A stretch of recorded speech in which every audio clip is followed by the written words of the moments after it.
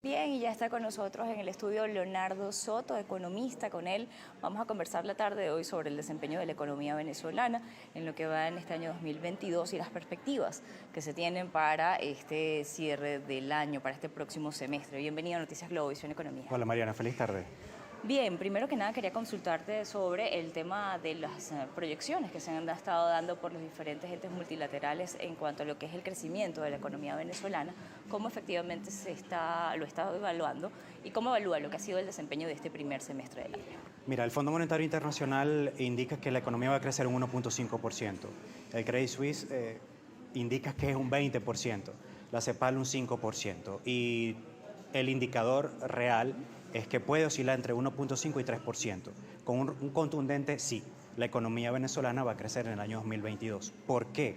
La incidencia directa del conflicto en Europa, que está causando una crisis energética y una inflación global, está llevando a que Venezuela sea nuevamente un objetivo estratégico para Estados Unidos en cuanto al aprovisionamiento de petróleo y su traslado hacia Europa, que ya de hecho eso está sobre la mesa.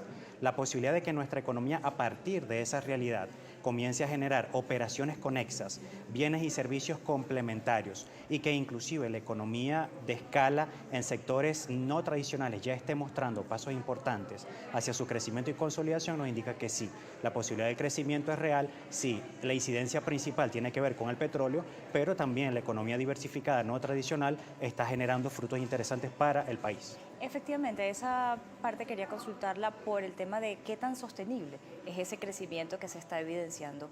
Si vemos las condiciones que tiene la industria petrolera, hemos visto ciertas mejorías en su ejecución de funciones, sin embargo, persisten las sanciones, persisten las dificultades para traer recursos al país, para sacar recursos del país o repatriar dividendos para algunas empresas. Hemos visto la intención por parte del empresariado, sin embargo, ¿qué tan sostenible es lo que vemos hasta ahora? La cadena de suministro a nivel internacional está afectada. Lo estuvo cuando finalizó el confinamiento general a nivel mundial, cosas que vimos recientes con el incremento de los precios por el tema de la crisis de los contenedores, así se llamó, los contenedores que vienen desde China hacia América Latina y todo el mundo. Ahora, para Venezuela, la crisis es aún mayor precisamente por el tema de las sanciones, y mencionaste algo clave. ¿Es sostenible? Bueno, hay dos términos allí que juegan: sustentabilidad y sostenibilidad.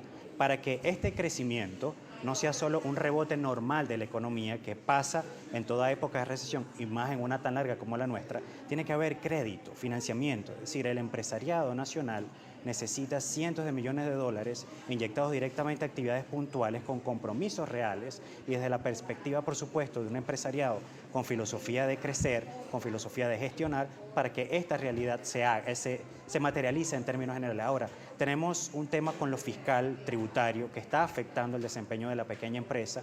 Aun cuando no existe financiamiento, el empresario aún insiste en trabajar y en generar. Es decir, todavía no hay acuerdos puntuales para solventar muchas condiciones que dentro del país están afectando, y la necesidad del crédito, que es fundamental. ¿Qué necesitamos? La tarea pendiente del gobierno es retomar el diálogo efectivo en México, en efecto, llegar a los acuerdos que tengan que llegarse para poder flexibilizar las sanciones, renegociar la deuda pública nacional e internacional, y con ello poder obtener ese financiamiento que yo estimo no menos de 50.000 millones de dólares de inicio, para poder reactivar aspectos clave como es la producción de alimentos y algunos bienes de capital necesarios para dinamizar tanto lo petrolero como lo no petrolero.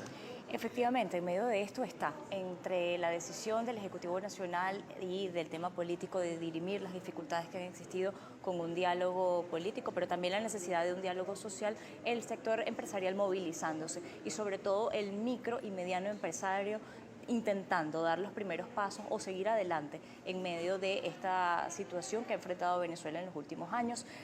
Quisiera consultarte la visión que tienes respecto a esa movilización empresarial al regreso de la pausa. Ya volvemos.